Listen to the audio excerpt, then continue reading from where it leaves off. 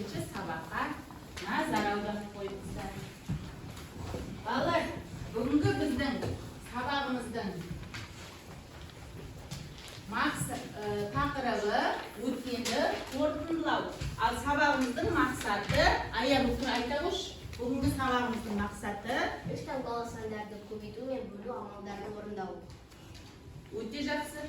Хадия, бүгінгі сабағымыздың мақсатын таныстыра ғой. Өткенді қорытындылау. Үш таңбалы сандарды көбейту мен бөлу амалдарын орындау. Аңсар, бүгінгі сабағымыздың мақсатымен таныстыра қойшы, орнынан тұрып.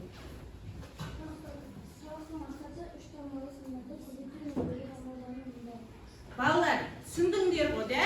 Бүгінгі біздің сабағымыздың мақсаты үш таңбалы сандарды көбейту және бөлу амалдарын орындау. Барлықтарыңызда ұялы телефон бар ма? Бар. Олай болса, біз өткенді қайталау мақсатында сіздермен қазір қызықты ойын ойнаймыз. Кахот ашамыз, соткілерімізді аламыз. Кахот ойынын ойнаймыз. Қазір сіздерге пароль беріледі. Сол парольді кахот бетшесіне жазамыз. Дайынсыздар ма?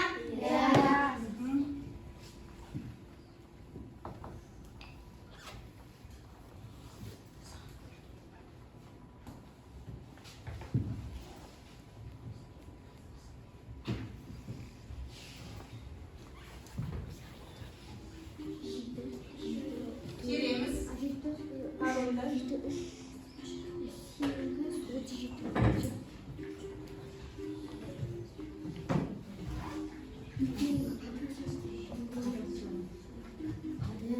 Амира, Карина, Айзере.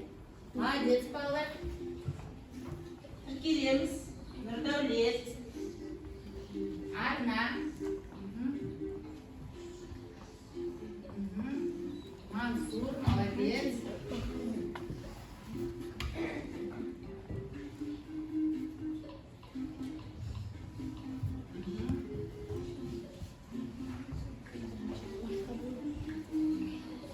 Тағы басқа балалар. Келеміз.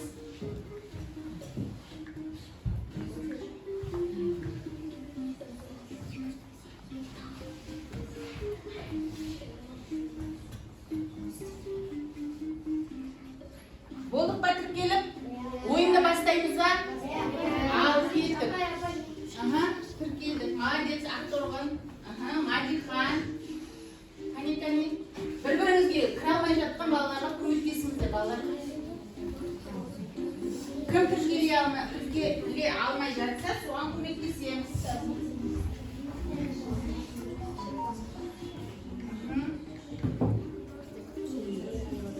Кірдіңдер ғой барлығымызда?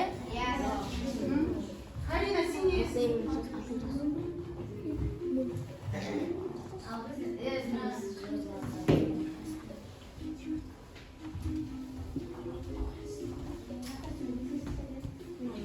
Болдық па? Бәріміз тіркелдік па? Жақсы. Олай болса, дайындаламыз, ойынды бастаймыз. Кім бар? Тағы кім қалып қойды? Барлығымыз кіріміз бар? Кім кіріп жатыр? Көмектесші, рахымжан, кез. 20 оқушы бір. 20 болады. Рахымжан, 21. Көмектесеміз балалар, бір-біріңізге тез-тез уақытымыз кетіп жатыр.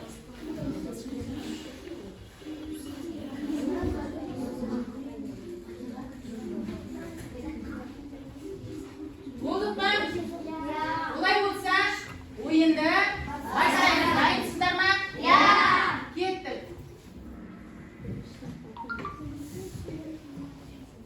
Екі.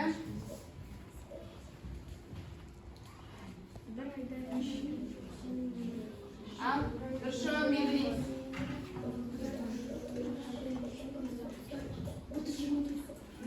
Бір айда неше күн бар?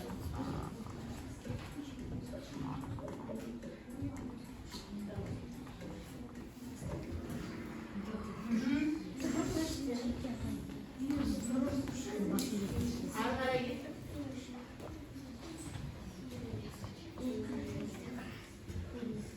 Кім бірінші орында екен қарайық. Кім бірінші орында? Айсұлтан алда келе жатыр. Онда ары қарай кеттік. Екінші сұрақ. Тез табамыз жауабын.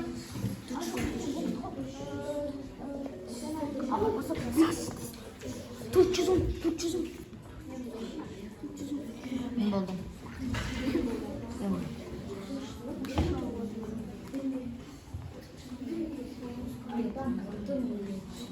Болдыңдар ма жауап беріп? Кім бірінші орында келе жатыр екен қарайыңыз. Мен екінші.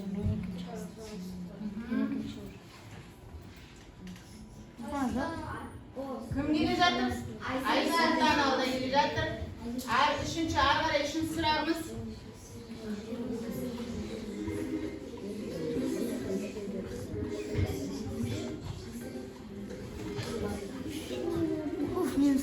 Кезде жауап беріңіз балалар. Өте жеңіл сұрақтар. Болдық па?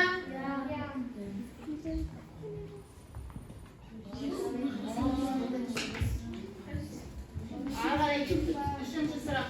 Төртінші сұрақ. Тез бөліңіз. 422 пен 2-нің бөлінгісі нешеге тең?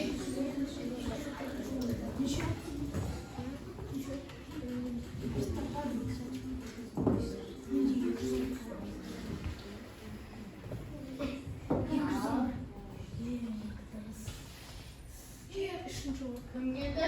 Айсұлтан алда келе жатыр. Ары қарай кеттік. Келесі сұрақ. Ол ең оңай.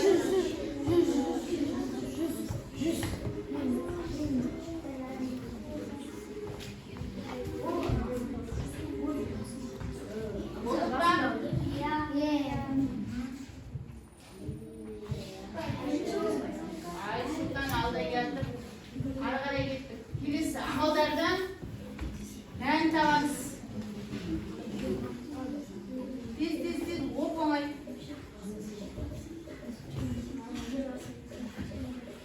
Тез жауап берейін. Орындықты дұрыстап отырамыз.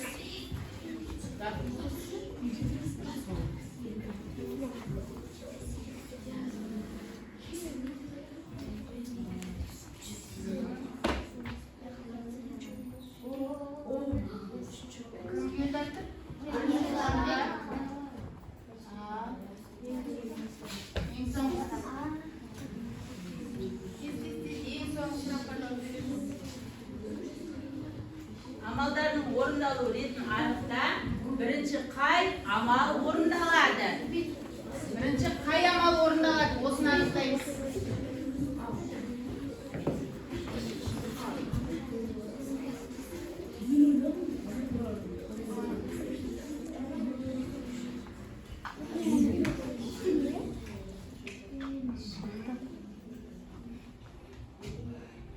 Ал енді үшінші орын Аманжан, екінші орын Болат, бірінші орын кім? Айсұлтан.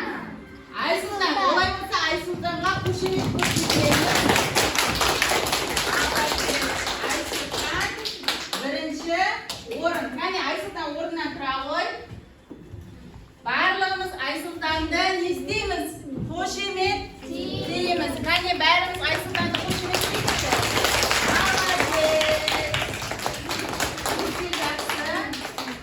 Енді балалар, біздің бүгінгі сабағымыздың тақырыбы не деді?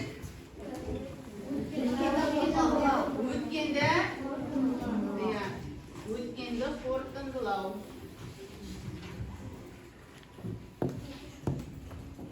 Өткенді қорытындылау, ал жаңа сабағымыз біздің өткенді қорытындылау сабағымыздың мақсаты 3 таңбалы сандардың көбейту мен бөлу амалдарын орындау. Мен сендерге қазір миға шабуыл деген тапсырмалар беремін.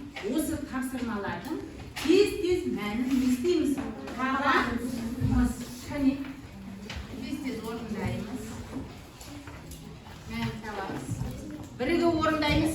Топпен Кәне. Жұппен орындаймыз балалар. Жұппен.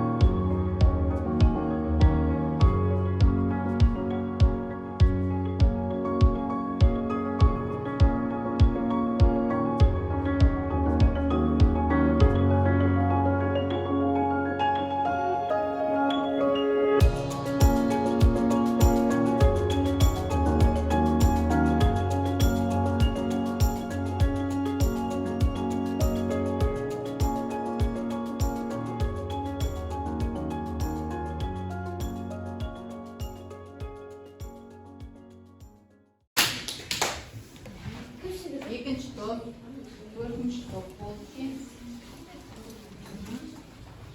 Болса, тыныш отырамыз.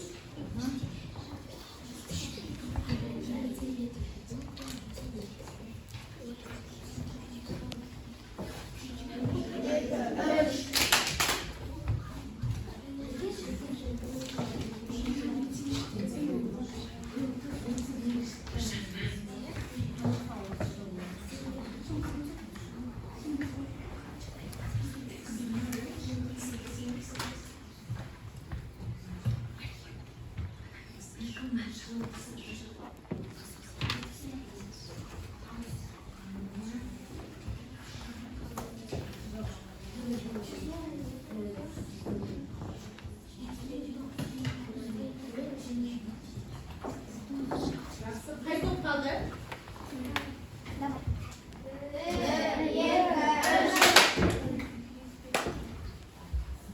Барлығымыз болдыңыздар ма? Барлығымыздың шығарған есептеріміздің мәні нешеге тең болды? 30. Не себепті 30 деген сан шықты деп ойлайсыз? Қол көтереміз. Иә, Мансур. Қазақстанның тәуелсіздігіне 30 жыл болды.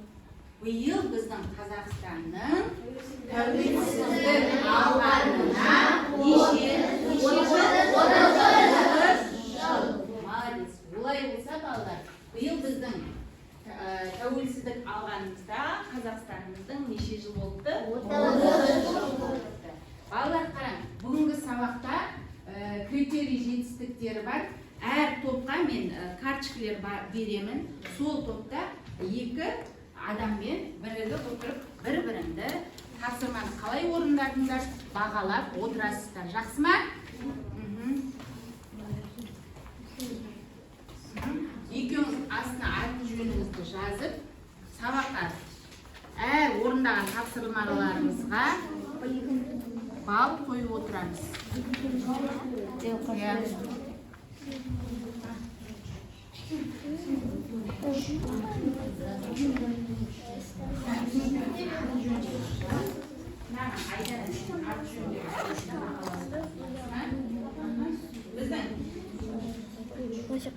Kimliğimiz belirsiz ölçeğinin tabanı. Бүгінгі сабақтың жетістік критерийі, балалар, 3 бал сандарды көбейте аламын 1 ұпай, 3 бал сандарды бөле аламын 1 ұпай, теңдеуді белгісіз мүшесін табамын 1 ұпай, бөлуді орындаймын, мәнін табамын 1 ұпай, есеп шығару жолын дәлелдей аламын, ол 5 ұпай. Сосын барлық жалпы ұпайды не істейміз? Шығарамыз. Олай болса, балалар, сендерге мен қазір топтық жұмыс беремін.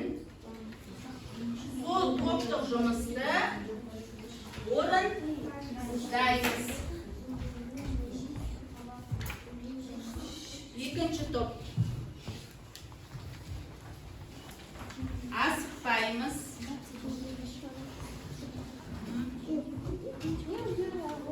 Теңдеу берілген. Сол теңдеудің мәні табамыз. Қане?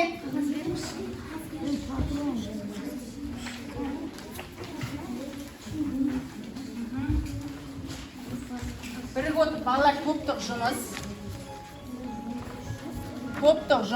Артындағы тапсырмаларды не істейміз? Орындаймыз. Қане? Топтық жұмыс. Мынаның артындағы тапсырманы орындаймыз.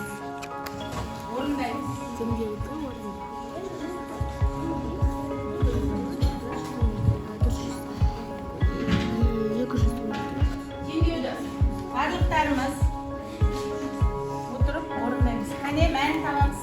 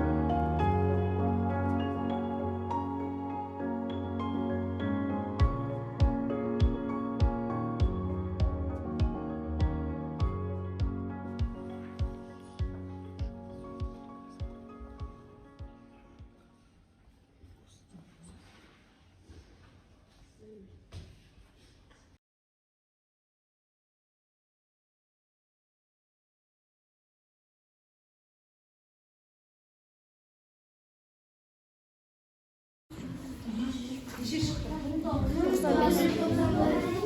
Сіздерде? 1995 жыл сіздерде? 1995 жыл сіздерде? 1991 жыл. Бірінші шықты. Екіс нешеге тең? Екіс нешеге тең? 1991. Арғай кеспесқа? Иә. Сіздерден? Неше шықты? Теңдеу шығардыңдар? Неше шықты? 2017. Сіздерден? 1992. Ал сіздерден? 2011. Сізден? 1991. Сіздерден балалар неше? 1993. Енді балалар, біздің Қазақстан еліміз 1995 жылы қандай жетістікке жетті? Кім айтады? Кәне орнымыздан тұрамыз. Қызыл кітап ашылды ма? Кәне кім дайын? Конституция күні. 1995 жылы.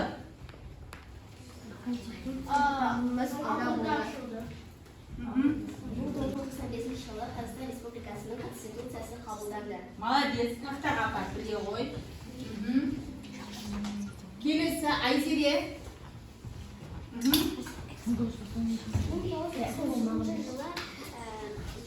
қазанның елбасы Нұрсұлтан Назарбаевтың жаңа астанасы ашылды.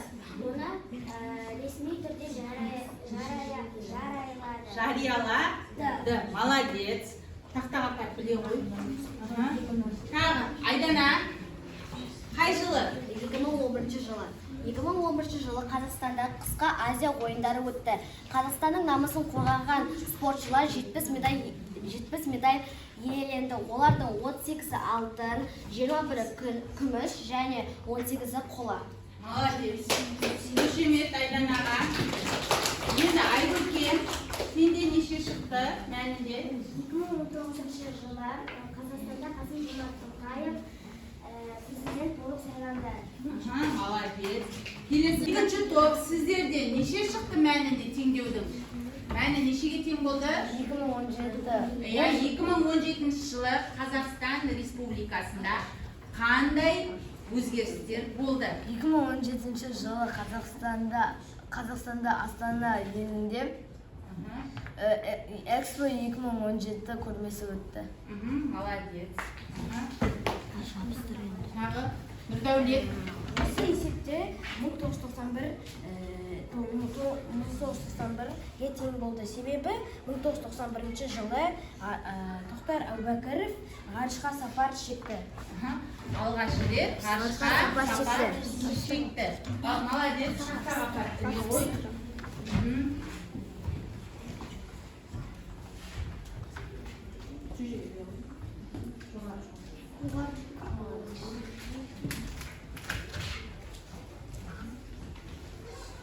Біздің 30 жылда Қазақстан Республикасы үлкен жетістіктерге жетті.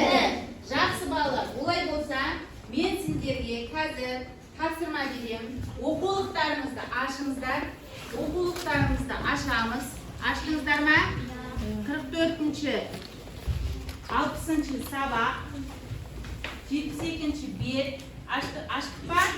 Дәптерлеріңізді ашыңыздар. Бүгінгі күннің жадын жазамыз.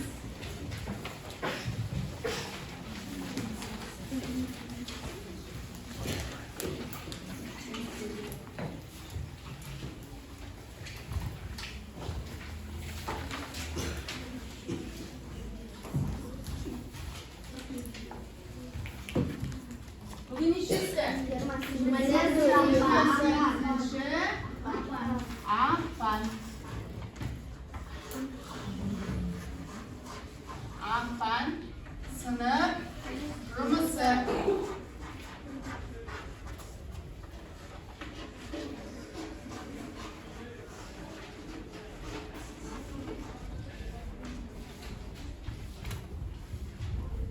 дәптерлерімізге жазамыз.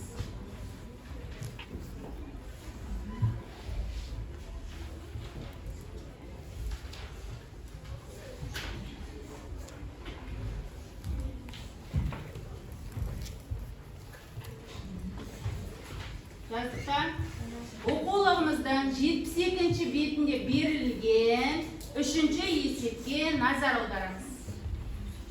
Есепте және тек сер.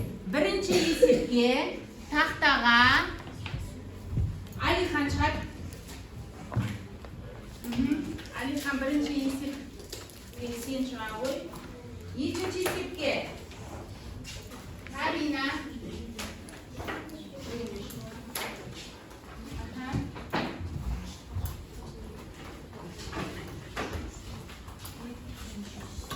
Баған түрінде шығарамыз. Екіншісіне Карина сен шыға ғой.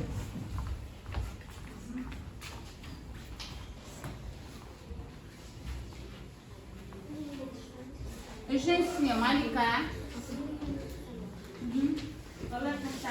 Тақтаға жазғанда да дәптерге жазғандай әдемі жазамыз.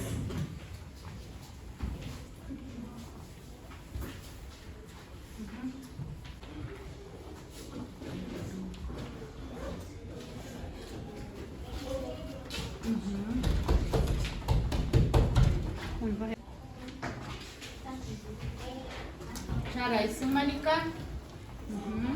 Балалар орнымызда отырып, тақтадағы балалардың есебін естіп отырамыз, тексеріп отырамыз.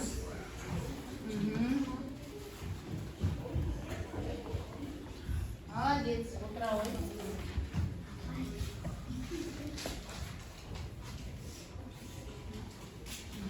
Дәптерлерімізге қалай жазамыз? Денемізді тік ұстап отырамыз.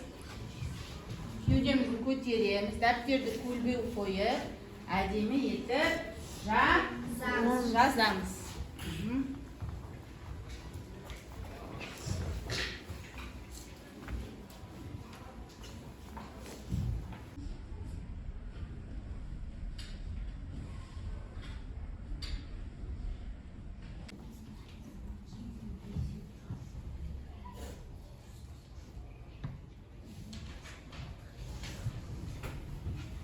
Болдық па, балалар?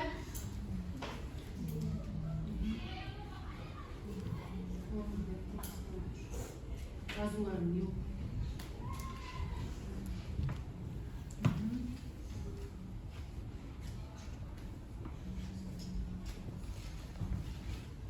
Балалар, қастарыңызда отырған балаларды бағалау критерийімен бағалап отырамыз.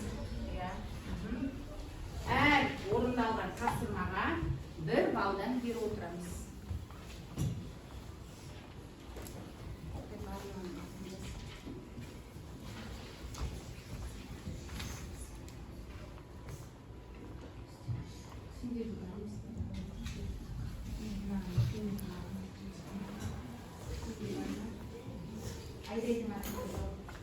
Қастарыңызда көршілеріңіздің атын жазыңыз, бағалау.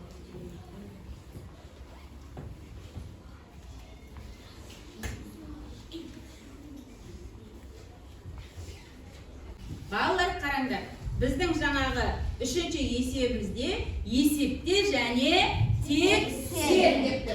Бізден берілген есептерді не істедік? Шығардық. Ал тексердік па? Жоқ. Олай болса тексереміз. Азайтуды қандай амалмен тексереміз? Қосу амалымен. Ал көбейтуді қандай амалмен? Бөлу амалымен тексереміз. Олай болса, бөлу амалымен тексеруге айкөркем шығады тақтаға. Азайту амалын қосу амалымен тексеруге тақтаға шығады Қадия.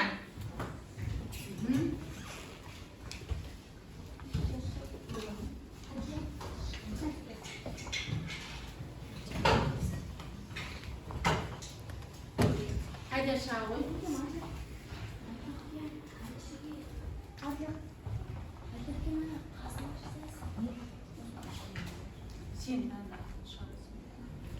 Қадия, сен бөлу амалымен, көбейту амалын бөлу амалымен тексере ғой.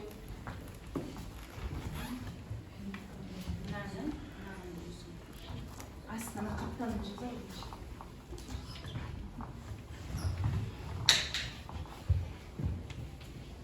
Қалғандарымыз дәптерлерімізге тақтаны тексеріп отырып орындаймыз.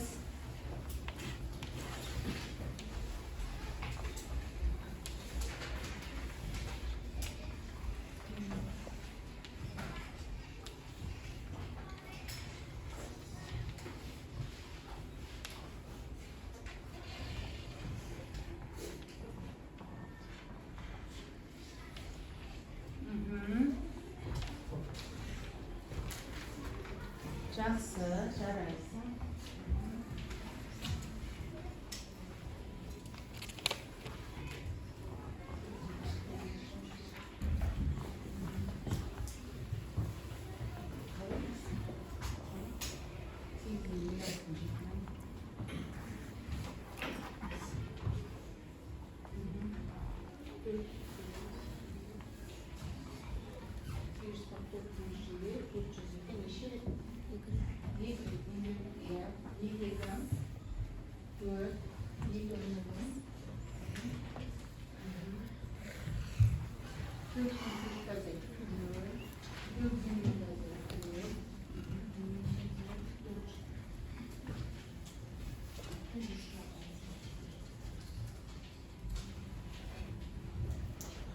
Балалар, қараң, қадия дұрыс шығарды ма? Қараң, дұрыс шығарды ма? Дұрыс па? Жоқ. Кім көмектеседі қадияға? Кет, Нұрдәулет көмектесе ғой. Қадия, Нұрдәулетке мұқият қарап тұр. Мақта 2 болса, 402 болса, 402 ішінде 1 береді. 1-ден береміз. 402-ден 402-ден 402-ні алғанда 0 шығады. Асын сіз аламыз. 0, 402-ні ішінде жоқ. Онда 0-ді жазамыз. Болды. Тіркейміз. Болды. Нұрдәулет дұрыс шығарды ма? Иә. Жақсы балалар, олай болса орындарымызға отырамыз. Қалғандарымыз дәптерлерімізге жаздық па? Балалар, бүгінгі сабақтың біздің мақсатымыз 3 таңбалы сандарды көбейту және бөлу. Сіздер бүгінгі сабаққа түсіндіңдер ме? 3 таңбалы сандарды көп таңбалы сандарға, көп таңбалы сандарды 3 таңбалы сандарға бөле аласыңдар ма? Көбейте аласыңдар ма? Олай болса, алдарымыздағы бағалау критерийін алып, аяры өз тобыңды бағалай қой. Кім сабаққа жақсы қатысты? Аманжан, Сәлира, Қымбат, Арна және Айзере. Олар 3 таңбалы сандарды көбейтіп бөле алды. Оларға 1 ұпай береміз. Теңдеудің белгісіз мүшесін таба алды және мәнін тапты. Оларға да бәріне 1 ұпайдан беремін. Молодец. Өте жақсы. Айдана, сенің тобыңда бағалай қой балаларды. Бүгінгі тақырып сұрақтар, апайдың берген сұрақтарына жауап берген балдар Ақторған, Мадихан, Нұрқаным, Айкөркем. Мен оларға 1 ұпайдан беремін. Себебі олар 3 таңбалы сандарды көбейтті, 3 таңбалы сандарды бөлді, теңдеудің берілген мәндерін шығарды. Оларға мен 1 ұпайдан беремін. Молодец. Келесі 3-ші топта. Мен Рахымжан, Медина, Карина, Амира, Малика, Алихан, Рахим деген балдарға 1 ұпайдан беріп шығамыз. Себебі олар 3 таңбалы сандарды көбейте алады, теңдеусіз белгісіз мүшесін табады, бөлуді орындайды, есеп шығару жолын дәлелдей алады. Жақсы балалар, бұлай болса, үйге оқулығымыздың 73-ші бетіндегі 8-ші тапсырманы аламыз. Күнделіктерімізге барлығымыз жазып аламыз. Үй жұмысы 8-ші тапсырма. Амалдардың орындалу ретін анықтап, өрнектердің мәнін тап. Үй жұмысы 8-ші тапсырма.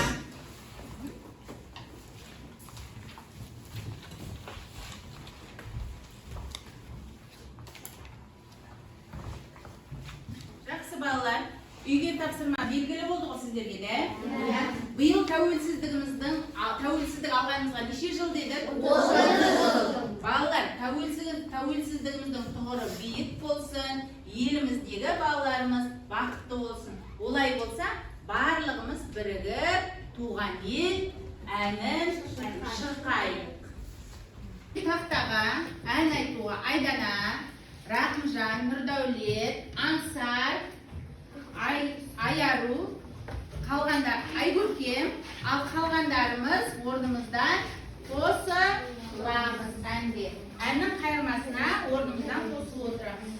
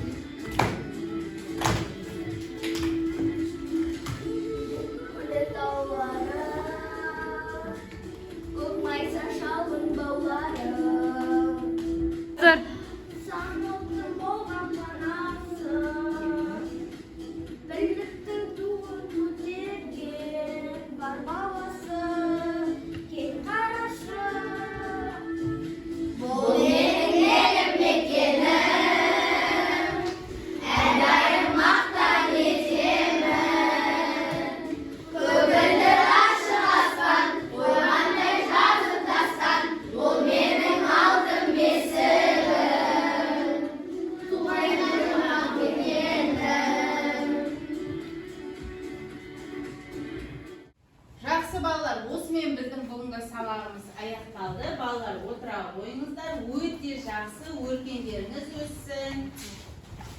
Келесі сабаққа дайындаламыз. Осымен біздің бүгінгі сабағымыз